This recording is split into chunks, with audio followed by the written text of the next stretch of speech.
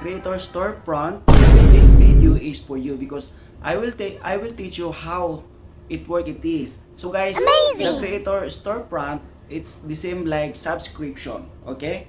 And the good thing on this is if someone want you to greet happy birthday, if someone want you to greet happy birthday to your family or to your relatives, like for example, you idolize me, you want me to greet your family or your child or friends, this is example only, you can request a video greeting to me, but you need to pay for that. So this is the store creator front. Yes, and this is not like the greetings only. For example, also if you want to know something, for example, if you want a tutorial, if you want to request a tutorial, I want to know more about this, you can request to me and I can make it for you.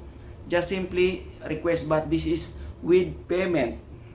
So I will show you. So if you go to my profile, because as you know, my page now, Kabayan in Dubai, and my profile already have the storefront. So if you are coming to my profile, you will see that they have storefront already. And all my videos, if you want to watch my videos, you can see already there, get the videogram. Yes, get the videogram. If you click on this, it's showing like this, okay? A little high expensive because the lowest amount is $9.99. Yes, $9.99. So in dirham, that will be 36.85 dirham. So if you want to request a greetings to me, or if you want to request a tutorial that I know, you just simply click the down on my videos and you can see they have the videogram. Yes, videogram, and after that, get started.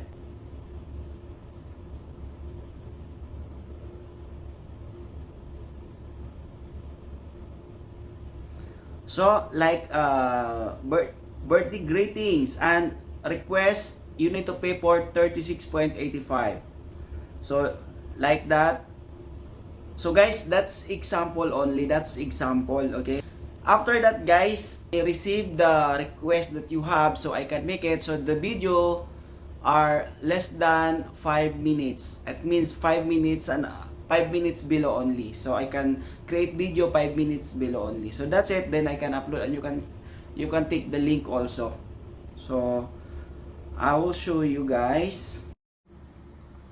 So guys, from your tools, you can check.